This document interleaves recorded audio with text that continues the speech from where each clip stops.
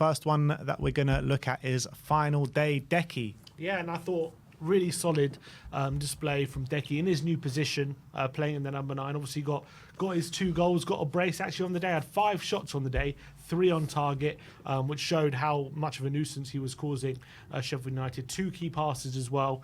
And it's not the first time he's had an impact on the final day, scoring a brace against Norwich as well in that 5-0 victory. So he does have a knack of doing it on the final day, Decky. Yeah, he's come under a lot of criticism this season, hasn't he, Dejan Kulusevski? And I think for the most part, rightly so. He hasn't maybe impacted games on a consistent basis that we know he can. Everyone always goes back to those first 6 months under Conte where he was just so clinical and he was so hard to deal with and he was performing so consistently well. And I don't think we've seen that level on a consistent basis since then, which is hard to see. But when you're taking this game in isolation, playing a new role up front in the number 9, yeah, we saw it at 20 minutes against Man City and he was a handful that game. So it was no surprise that he was going to be a handful against a weak Sheffield United backline, and that's exactly what he was. Took his finishes really well. And like I keep saying, you know, I don't think it's the answer, but I think it's definitely a role where we can use him in next season. And the great thing about Decky is his versatility, where next season he might not be an out-and-out starter in a particular position, but what he can be is, you know, number 10, number 8, on the wing, right or left, maybe mainly on the right, and the number 9 as well. So there's very multiple positions where he can fill in next season. So he's going to get a lot of minutes whether he's starting or not. Yeah, I think he can play all those positions to quite a good level. So it's kind of like you've got a player filling in there who can do a decent job. So I think Decky could be a very important player for us next season.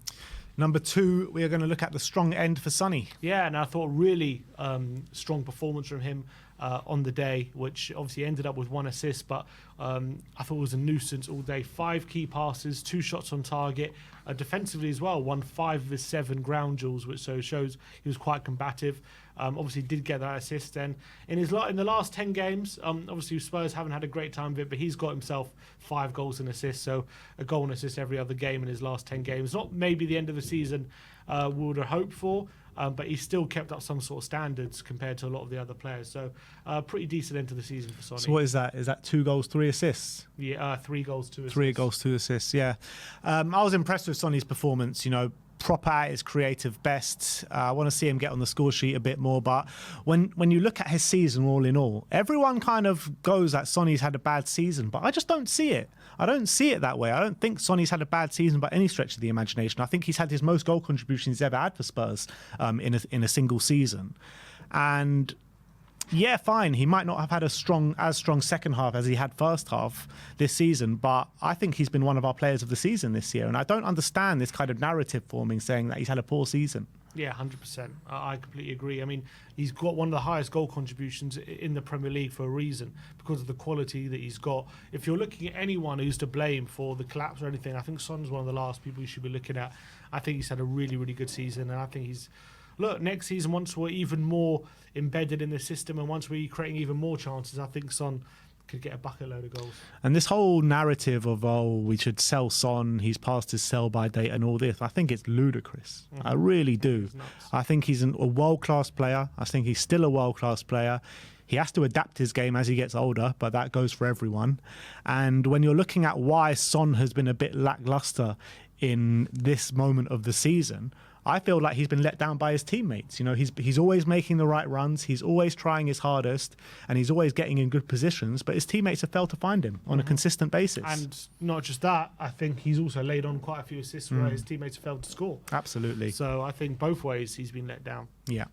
Let's go on to number 3, and that is Bentancur improving. Yeah, and I thought a solid performance from Bentancur at the end of the season, backed off by a solid performance against City as well. So hopefully we're starting to get a much better Bentancur. Played in the 6 in this game, 4 out of 4 ground duels won, 94% passing accuracy, 2 tackles, 3 interceptions, which is more than anyone else on the pitch as well. Also hit the post with a really nice effort from 25 yards. I think we are starting to see Bentancur build himself up, and he was better in this game, and hopefully with a view of next season we really get to see the best of him. But I'm really encouraged by some recent performances from Bentancur. And number 4, we are looking at goal getters.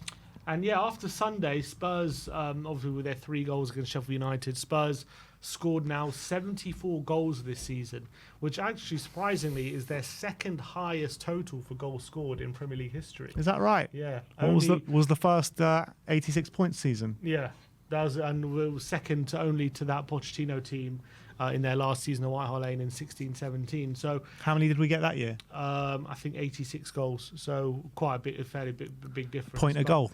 Pretty much. But yeah, it's mad to think in Ange's first season, I mean, it was, I think, a record for goals scored in the Premier League, so maybe everyone as well. That's because Sheffield United were in the league. But it's actually mad to think in last season, right, Tottenham were only the second team in history that scored over 60 and conceded over 60. This season, 5 teams have done it. Wow. So after 2 teams only in history, 5 teams have done it in one season. So definitely there's something in the water about obviously goals this season. But still, for Ange to come in his first season and record our second highest ever total for goals scored tells me, and that's without Harry Kane as well, tells me that, you know, give him the right tools and this project can really go places. Yeah, so that's number 4. Let's move on to number 5, and that is Europa League confirmed. Yeah, with that win, that means 5th place is wrapped up. Doesn't matter what happens in the FA Cup final, Spurs will be playing Europa League football next season. Obviously, Chelsea did confirm that 6th place, but they are relying on Man United not winning the FA Cup final to confirm Europa League. And look, it's no surprise that we will be playing in that competition next season after we did lose against Man City, albeit there was an outside chance we could have stumbled. In fact, there's a slight chance we could have stumbled out of Europe together, was there? No, it wasn't, because Newcastle didn't win. So, yeah, we're always going to get Europe. It was whether it was going to be Europa or Conference. That's confirmed. But, yeah, I mean, I'm excited for Europa League football next season. I just really hope we go deep in that competition and go further than we've ever been, because I think the furthest we've ever been in recent times is the quarterfinals, and that's not good enough for a club like Tottenham. We should be really trying to win that competition and, you know, going to the semis, final, and hopefully winning it. I don't think Ange has a great record in Europe, albeit he has only managed Celtic, and I don't think they've gotten out of the group stages in a long time, have they? Well, I remember the year he managed Celtic in the Champions League, they were in like the group of death, weren't they, with like Real Madrid, and there were some other top Leipzig, teams in there as well, yeah. So hopefully he can really give Europe a good crack, and it'll be interesting to see how we balance both competitions next season. The difference of Celtic being in the Champions League with the teams that they were playing and Spurs being in the Europa League, we're going to be one of the favourites to win that tournament. We really will be. When you look at the teams in it, you look at Porto, who gave Arsenal a really hard game. Roma will be there. Athletic Bilbao will be there. So apart from these kind of teams, there's like 4 or 5 teams that are really dangerous. But everyone else, we should fancy our chances against. 100%. And even those teams, we should fancy our chances against. So it's a competition which we should realistically be going for. Like, we should give it a real good go, and we should be getting to minimum semi-finals. Minimum. Which would be great to see. And yeah, you're right, like, it's always been a letdown being in Europa League as a Spurs fan. You know, the teams that we've gone out to, like when we dropped out the Champions League under Pochettino in the group stage and we played Ghent at Wembley, Dele Alli gets sent off and we go out. I mean, it was just ridiculous. In that quarter-final that you're talking about, we go out to Basel. We had with Basel with on penalties, Adebayor skying it.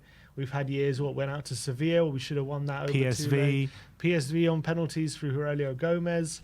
We've had the Shakhtar. I remember went out to Shakhtar Donetsk, where that was really disappointing. Did Giovanni Dos Santos score in that game? Or was that in the group stage? No, it was Gio. He scored in that game. So a long history of failure in the Europa League. We even went out in the groups one year under Harry. Well, look, you say long history of failure in the group stage in the Europa League, but we've got a lot more success than some teams in the Europa League as well. Exactly. Well, UEFA Cup, we have same competition, same trophy.